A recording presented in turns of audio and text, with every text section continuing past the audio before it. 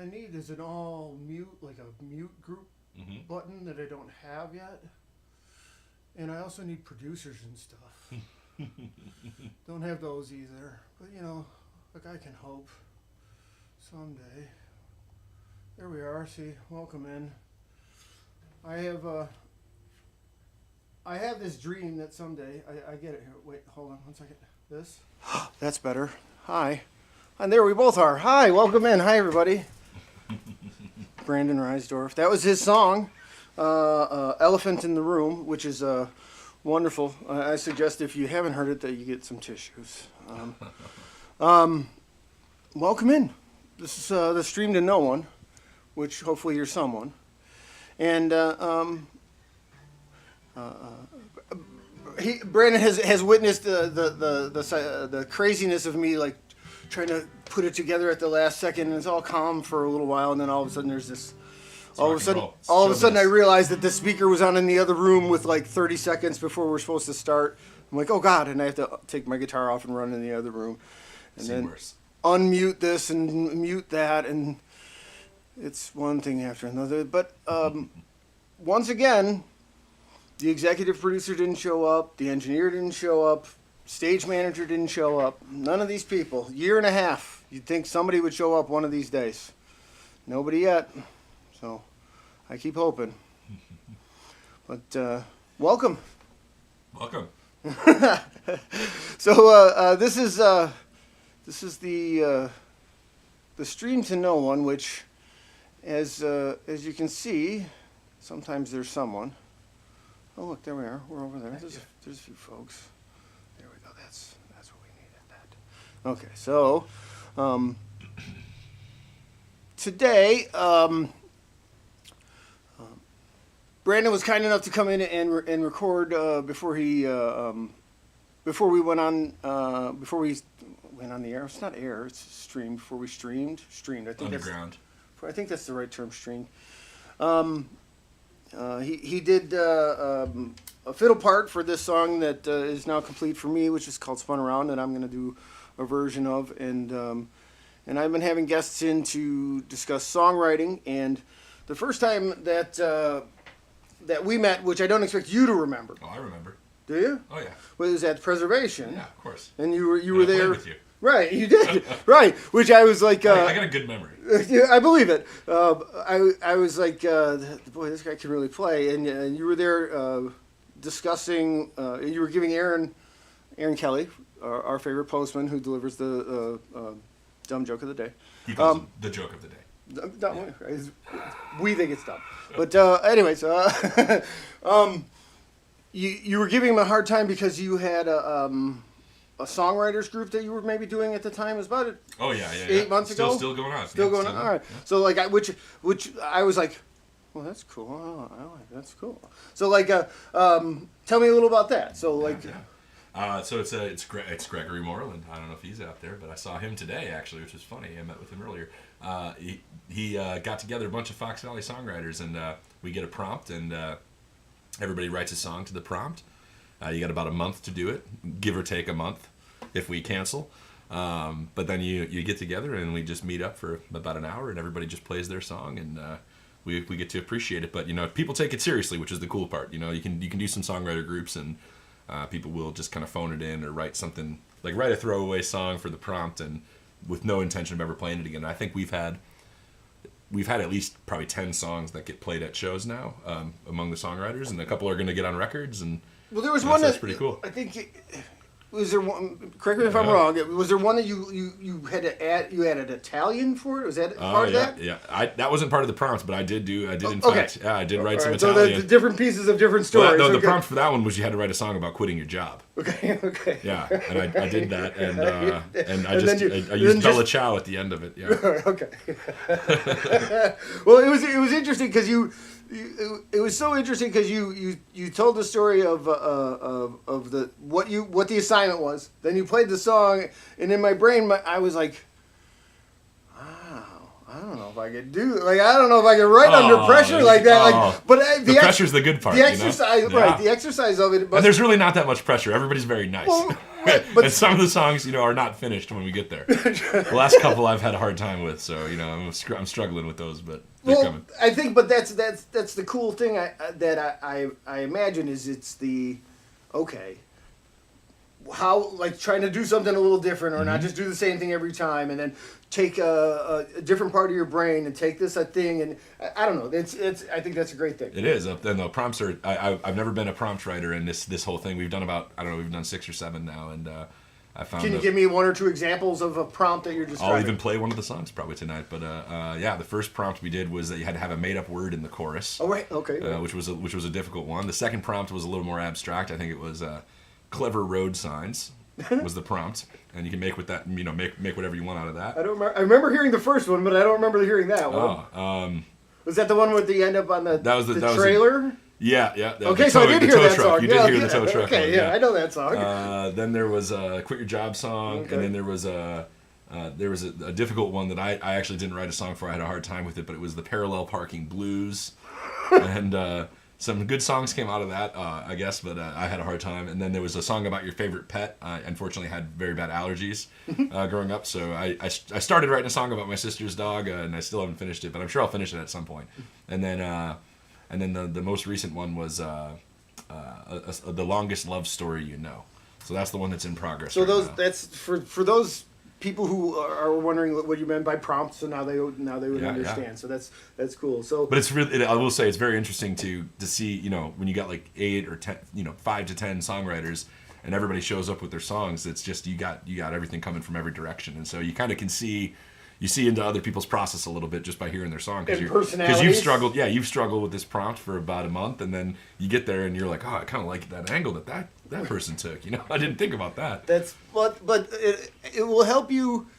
I would imagine it will help you at a point later when there's something that you really want to say, and it will help you find a perspective. You got to grease the wheels, That when you need to say something that's important to you, you'll be able to access something that you did. Yeah, you got to keep writing. That's the main goal for all of us. If you want to be a writer, you have to write. You what? You have to write. Oh yeah, you just got to keep writing. If you're not writing, are you a writer? Exactly. So that brings us to. I know that you released a song last week, which I was lucky enough to hear last summer. Yeah. It was still pretty new, and you told the story. When it was nice out there in the patio at Preservation, and of course a very difficult subject, but healing within writing the song. So for sure. You want to share with the and I'll even play the song as well too. But I wrote The Elephant in the Room. I wrote it for a buddy of mine who passed away in February 2024. He's a really close friend of mine since middle school. We played a lot of music together, and he was a middle school choir director at the school basically in our hometown, and very close to where I live still. And so I saw him a lot. I was very involved with the school, helping out playing violin with their concerts, and performing they do a School of Palooza every year where the kids play, in rock bands, and we get a big professional band of 20 musicians and let the kids sing for us and everything. So, it was a really, really good friend, and he passed away unexpectedly. In February, which was really tough for the community, and tough, as you can imagine, for all of his students and his school community and just the community at large and all this. It was amazing to see the turnout. At his wake, there was thousands of people at the wake. It was like I've never seen anything like that in my life. But he loved elephants, and his whole life he was a big dude, but he also was very kind and gentle and considerate, and had strong ties and all these traits that he loved about elephants. And he wore a wooden elephant necklace every day of his life. So I had the thought, I gave one of the eulogies at his funeral, and had been thinking about just the whole week, just like how this elephant metaphor was very present everywhere. And, you saw a lot of kids drawing chalk drawings of elephants. So it was like something that had made it out into the community, that he was so fond of elephants. And so I got this idea of the elephant in the room, kind of as a metaphor for my buddy, Matt, and sat down the day after the funeral and wrote the song, and recorded a little demo of it, and it basically came out in one piece No prompt for that one, but a lifetime of prompts maybe with hanging out with the guy.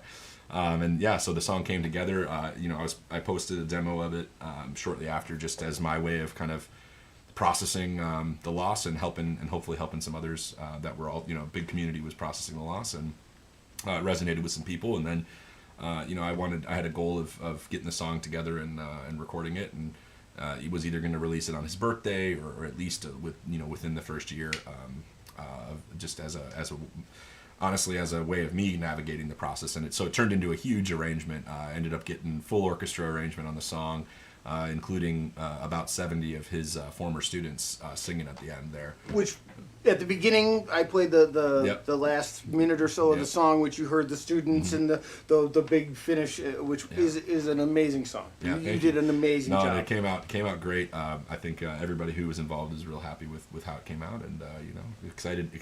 I just looked today, and it's pretty cool to see it's been played in 25 countries at least. At least 25 countries as of today, so that was kind of a cool thing to see too. And it's beautiful. Means the song means a lot to me. I think it means a lot to a lot of other people in the community and his family. And I'm grateful to have the song. It's one of those songs you don't know exactly where it came from, but I know it came from love. Well, I think I wrote you a little note that said you can feel your heartbreak and your joy and all the beautiful moments within the song. You made me feel how much you loved your friend, and I didn't know him at all, but but everybody's got a friend like it's that. It's a beautiful piece of work. So you want to play it? I'll play it. She said, imagine it with full orchestra. It's beautiful, just like this too.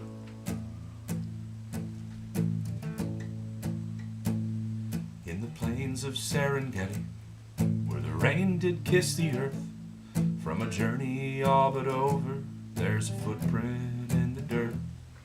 His Majesty the elephant completes the ceaseless circle, and a herd across the ocean walks to morning through the herd.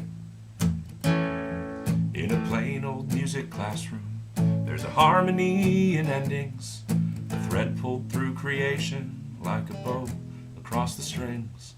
It's the same as any other, but there's something in it different, and as the lights are dimming, all the world will start to sing. Well, if you stay too long, you might find out what you're missing, and this place will sound so empty when you leave a bit too soon.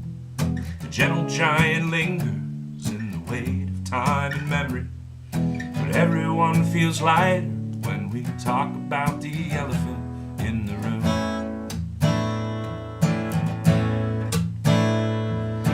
Metaphor runs deeper than the well from which it sprung, when a life so full of living meets the setting of the sun.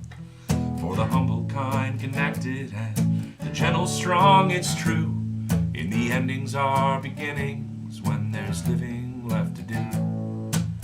'Cause if you stay too long, you might find out what you're missing, and this place will sound so empty when you leave a bit too soon. The gentle giant lingers in the weight of time and memory, but everyone feels lighter when we talk about the elephant in the room. My buddy played trombone, so I'll try it.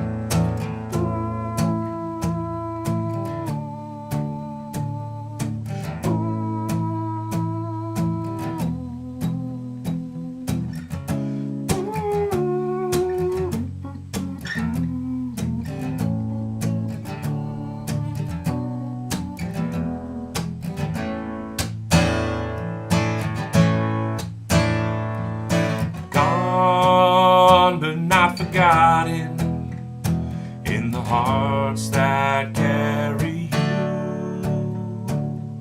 And though it's just your footprints left to wander around the forest, you cleared the way for the little ones to find their own way too.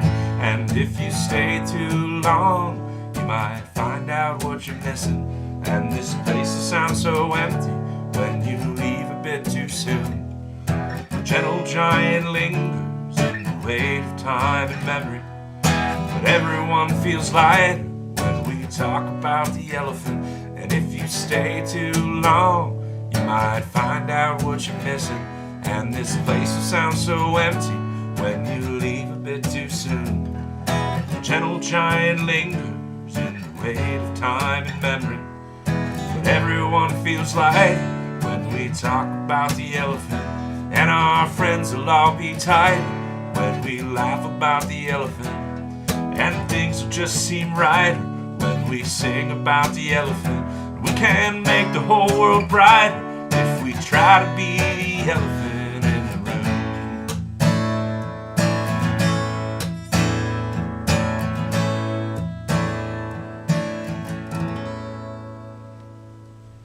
Beautiful. I love that song. It's gorgeous. Absolutely beautiful. I was trying to get you It sounded good. proper mix. Whew. My son was watching maybe 3 weeks ago. I had somebody in here, and he was like, "What were you doing when that guy was playing? You're just staring off into nothing." I go, "There's a This goes into songwriter zone. There's a screen over there, and I'm trying to make it sound a little better." I tell him you have to go to the songwriter on this. You know? I'm doing something. Just stop pointing it out. He's buying stocks. Right. Right. I'm trading stocks. That's paying for your college, man. No, his college is he's screwed. No. So, all right. So let's see. What would be next question? Next question. There's a couple of questions that I ask. There's the Buddy the Elf question, like Buddy the Elf, what's your favorite color? Okay. So what's your favorite color? Yeah, I saw you ask Aaron this, and I've been thinking about it since then. Really? Oh, yeah. Oh, you're the first one prepared for this one. Well, I don't know that I'm prepared. I just put a lot of effort into it. No, you know, I think my favorite color is some version of purple. Yeah. But I find that everything I buy is blue. You know. So it's some blend between. It's well, not that's blue. ironic No, because it's not you blue. It's not blue. It's purple. Yeah, the purple. But I buy a lot of blue. I think it's because there's not a lot of purple, you know, out there. That's interesting because when I opened your track and picked a color for it, I picked a purple. There you go. See, it's consistent. A purple aura, maybe. Maybe. So, the other one is, what kind of ice cream do you like? I don't eat dairy, or I avoid dairy most of the time. Okay. So, that's I like moot point. No, I like. There's a lot of good Sherbet? dairy-free ice cream. No, there's some oat ice cream. You know, Right on. Ben and Jerry's. They Right got on. a couple good ones. Okay. There's I like cookie dough. Chocolate chip cookie dough is always my favorite ice cream. So I think it's called the Tonight Dough, and it's like a play on the Tonight Show. But the Tonight Dough, I think, is the cookie one. I get the names a little mixed up. You know, there's a lot of different names. They're very fun. They're very punny with their names. Right. But I like the one with the cookie dough in it. They got one with some caramel and pretzels. That one's pretty good too. I know, and I'm always a basic ice cream flavor guy: chocolate, vanilla, strawberry. Yeah, I always say you learn more about a songwriter by their ice cream choice than by their songs. Yeah. Yeah. Well, now we know. I didn't know that. So, do you want to play that song that we did that you played fiddle on for me? Yeah. Oh yeah. All right, so we're gonna. gonna. There's a my next release is something I've been working on for a while. It's a song I wrote in 2009, and it's taken me forever to complete it. But I have a bunch of great musicians that helped me finally record it, and it was just missing this one piece. And then I finally realized this guy could help me finish it. So it's called Spun Around, and it's basically step 3 in a 12-step program, if you want to look at it that way, or it's being lost. I've equated it this way. At the point at which I was about 90 days sober, I felt as though at the same point when you're a little kid and you're about to play pin the tail on the donkey, and they put the blindfold on you and they spin you around and they're about to send you in some direction and you really aren't sure which way you're walking or where you're going. That's about how I felt after 90 days of sobriety. But eventually you get to where you're going and you get it figured out. Sort of. Every day's still a challenge. This is called Spun Around. So.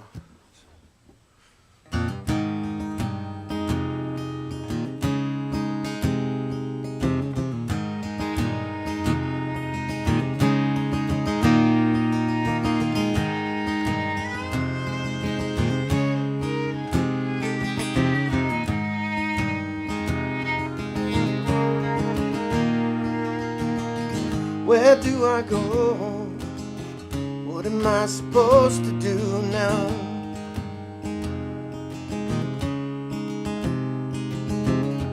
Everything I know, everything is different now.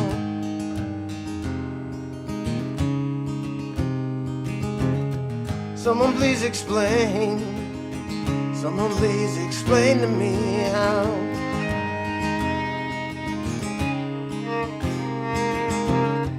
How do I know, how do I know what to do now?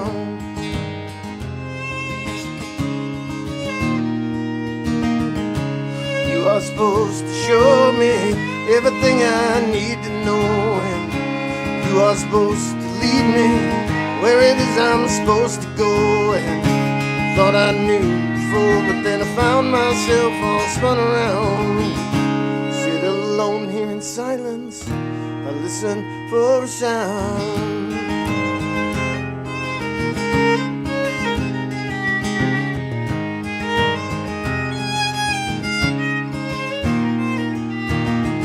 Won't you take my hand, lead me to the answers that I seek.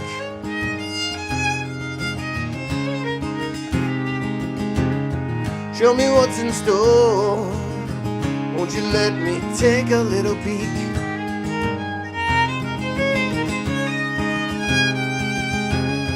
Try to find my way, try to find my way in the dark.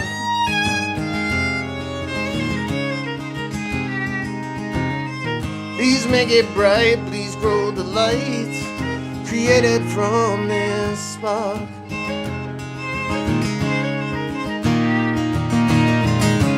You are supposed to show me everything I need to know, and you are supposed to lead me where it is I'm supposed to go. And I thought I knew before, but then I found myself all spun around. Sit alone here in silence, I listen for a sound.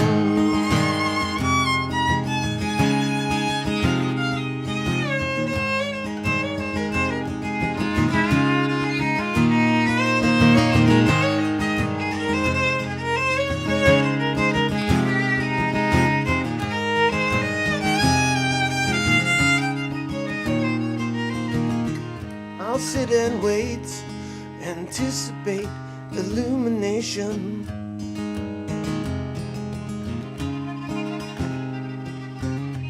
Take it day by day, I'll try to focus on the here and now.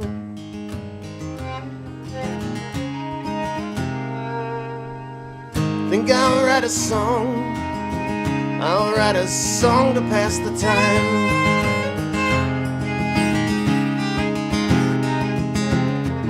As I write this song, I find that the path that you revealed to me is mine.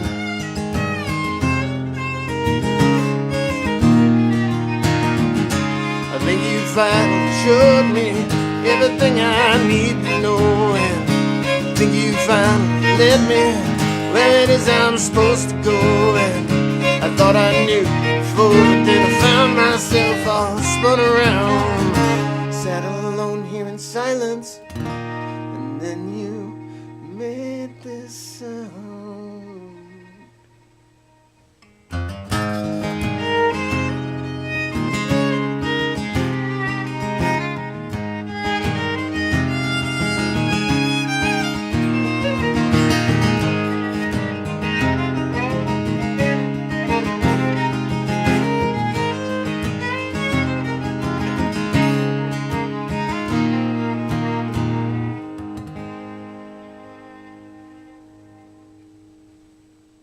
Nice. Just like we rehearsed. Almost like we did that. That was great. All right, that was beautiful. Great song, man. Yeah. Love it. Thanks. It's, you know, and what's funny is when you said you remember playing with me, we played that song. Oh, right? see, I did not remember that. That I That know. explains why I know it so well. I do know that. I played that once before. Because in my brain I was like, wow, that really works with like That's can blame my sales department for that one. in my brain. All right, so this is the moment where we have to do album side of the week. And last night I played the Syd Barrett birthday bash. They said the first annual. I believe they're going to do it. It was highly successful. I couldn't believe how many people were there. Because although I knew the story of Syd Barrett, Syd Barrett founded Pink Floyd, came up with the name, wrote all of the music on the first 2 albums, and then lost his mind and like disappeared. Yeah. And then they kept going, and then he showed up in the studio. They didn't even, this story I was aware of. He showed up when they wrote the album "Wish You Were Here," which is my selection for album side of the week. Kind of about him because he disappeared. They didn't know where he went, and he showed up at the studio, except he had put on a bunch of weight and was completely didn't look like himself, and they didn't even know he was there, and he was just kind of hanging out, spaced out. Were you aware of this story? No. When they were making this album, no, that's awesome. He was hanging out for like an entire day, and nobody knew it was him. It's an amazing story. Yeah. And then they were like, somebody was like, "Wait a minute, I think that's Syd." Like, no way. We haven't seen him in like I'm just surprised there was anybody 4 years. And then it was him, and then he disappeared again. So I was having a tough time deciding which side. I played them both today, and I came side 2, which "Wish You Were Here." I'm sorry. "Have a Cigar," "Wish You Were Here," "Shine On You Crazy Diamond," part 6, 7, 8, and 9. Side 2 was my selection for album side of the week. So if you don't have a record, you could put those in a playlist. Just play that side, and then what you need to do is get the sound effect of the album finishing. Oh yeah, you have to add that. Yes. Yeah, you have to have a second Spotify and play record noises. Yes. Oh okay. Oh, you mean at the end of it? At the end of it, because okay. then you have to play like time to turn your record over. That's part of the charm of playing records. I thought you meant like the dust on there. I thought you had to have like a second speakers playing the whole time to get the dust pops. One of my favorite things is when I play records is like after a few songs, like you have to like, oh yeah, and you have to go over and you have to change it. You have to think about it. You have to pay attention. Yeah, you know, you have to think about it. You have to pay attention at least every like 25 minutes. Because the thing about Spotify that is cool or streaming services is they'll hip you to something that you wouldn't have known. Mm-hmm. But the thing that isn't cool is it picks stuff for you so you stop thinking about it and it just becomes autopilot. Yep. And when you have to thumb through the records and pick something, it makes you engage with the music that you're playing. Yep. And that I like. So. Oh, yeah, same. All right, so let's see.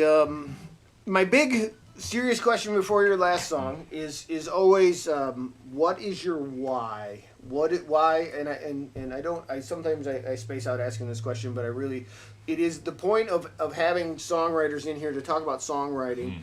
Is it's kind of we were talking a little bit earlier, but like the process we talked a little about the songwriters thing that you're doing with other people, but what is it that drives you if you can and if you can't come up with it, but like I'll come up with something. But like what drives you to can you think of even the first time you wrote a song or how like yeah yeah, let's see. So, well, I didn't start off as a songwriter. I started off as a classical violinist, and then I went all the way through college with that. And I actually went to school for music composition, music theory and composition. So I was writing for orchestras or string quartets, which, funny enough, is now making its way back into my songwriting somehow.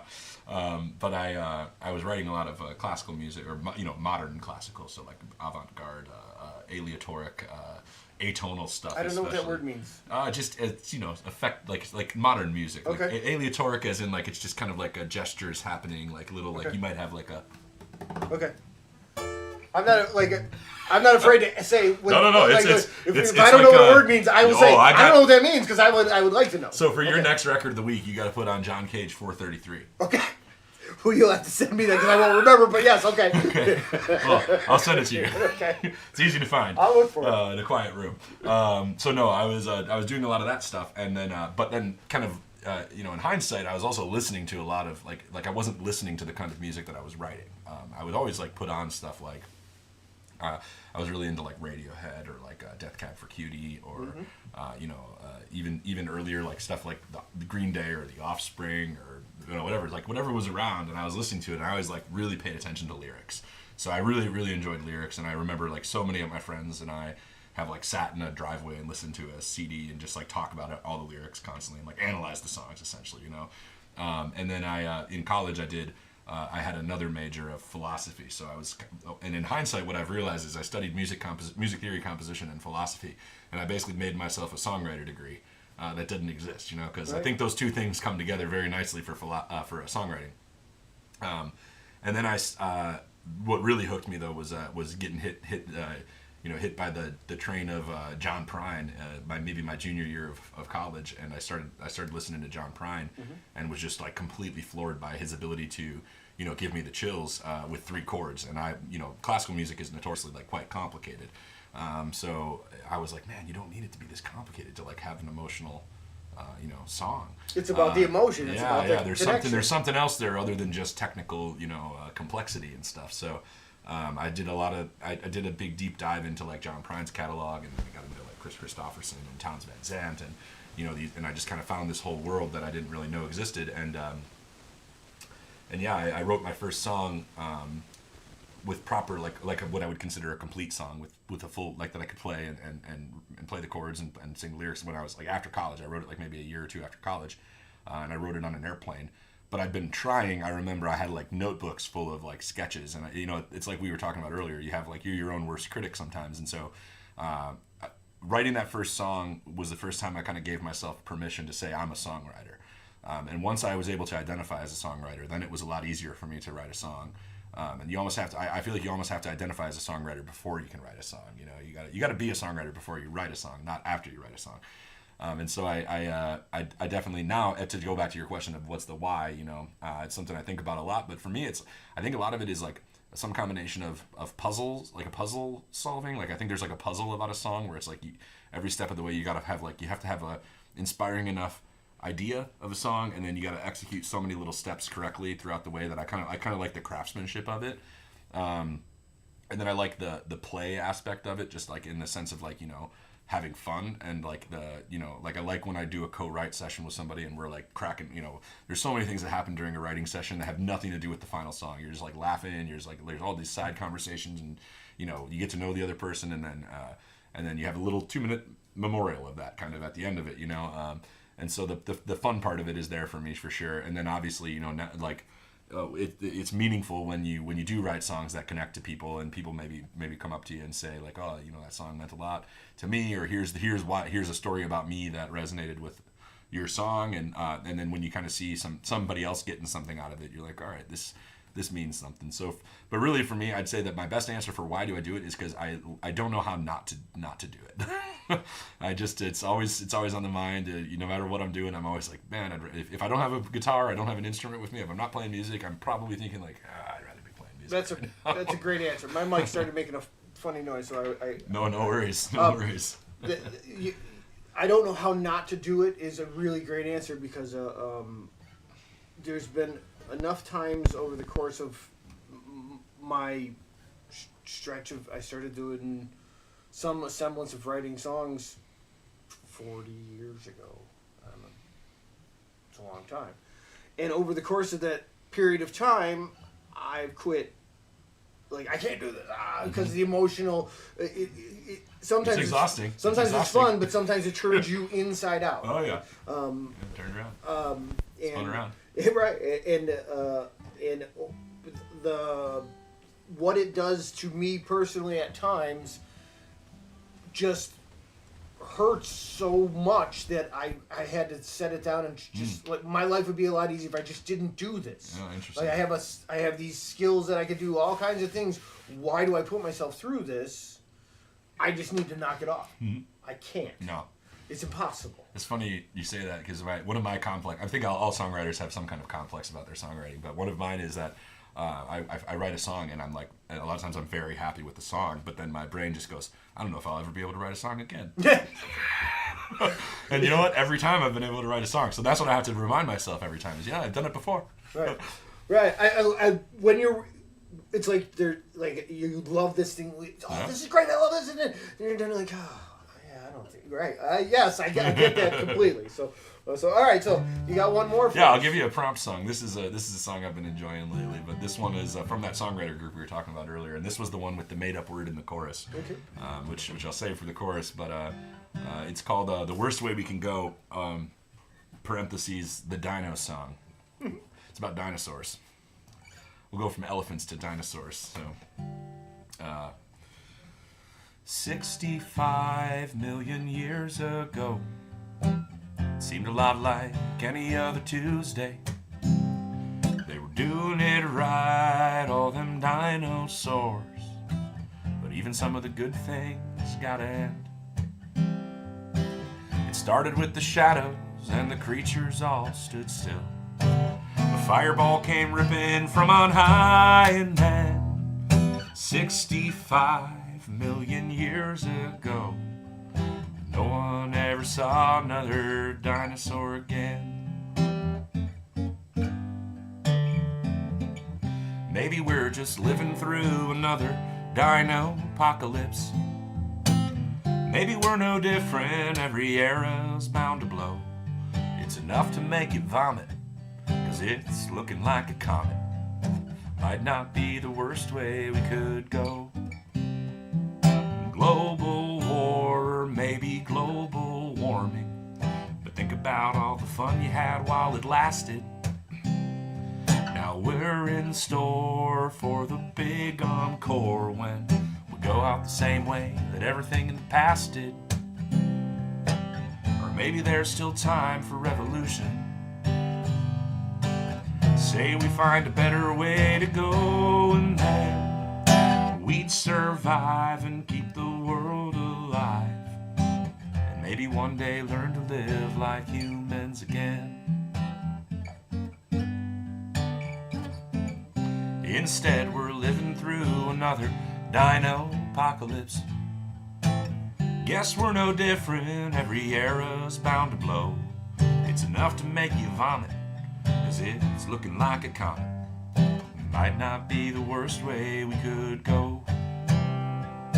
And ever since we climbed down from the treetops, we've been building up our towers so that we might touch the sky. Or maybe one day colonize some planet that's nice enough to live on. We finally suck it dry. Now we're living through a man-made humanocalypse. We tried to do it different, but we wound up just the same. We won't even need the comet, 'cause we'll soon enough just bomb it. And in 100 million years, they'll give our bones some funny names.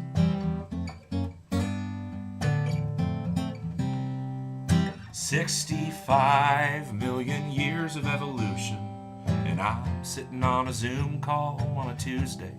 I look outside just to check the skies, wondering if today might be the day."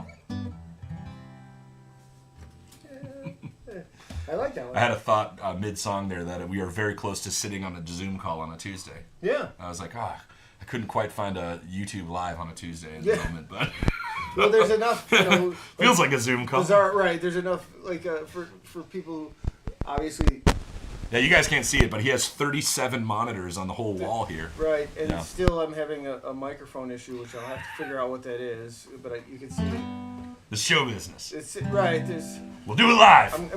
Right. I'm gonna have to yell at the technical coordinator when this is over, because that makes it better. But then you can't hear me because it's this one. But I'll just shout. You can share. That's okay. I'll just, that one up there. But we're pretty much at the end. We're at the dumb joke of the day. But next week, Matt Shukin is a tremendous songwriter and a really great guy. And then a couple weeks is Kenny P. Mitchell, who is playing Saturday night with me at Ellen's in Glen Ellen. You guys have a gig? Yeah. The House Pub, Aaron Kelly Band at the House Pub, 9:30 in St. Charles. It's my gonna be a gig great ends night. at 9. I said I'm gonna. We'll wait for you. I'm gonna pack up my stuff and shake hands, and then I'm gonna run over to House Pub Yeah. and catch Aaron Kelly Band. That should be a fun one. Let's see what else. I think think that's everything on the board. That brings us to dumb joke of the day. Dumb joke. That's what I came for. That's the dumb joke of the day. So let's see. We got. See what we got. 4 jokes? Well, we got a whole bunch in here. Oh boy! You just pick one randomly? All right. This one. This feels like the Oscars. This came from Anita Bath. Oh yeah, I know her. Saw her a few weeks ago. in 240 Chili Street in Smellsbad, Texas. Oh yeah. Right. Oh, that wasn't the joke. That was not the joke. Oh, okay. That was the good joke. So let's see. Oh god, that's a long joke. Let's see. I'm in for it. Okay, with the avalanche of news stories in the last month, it would have been easy to miss this one. Mm-hmm. There was a group of scientists working in a lab over at Caltech. Okay. When they had a big incident. Oh yeah. A lab assistant carrying a telescope estimated to be worth $7 million was said to run into another lab assistant carrying a microscope, creating the world's most expensive kaleidoscope.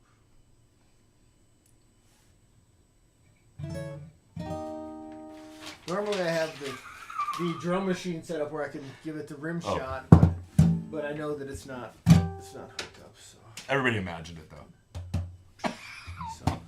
Dumb joke of the day. That was brought to you by no one in particular. Oh wait, that's here. You gotta. Yes, you're in the ballpark.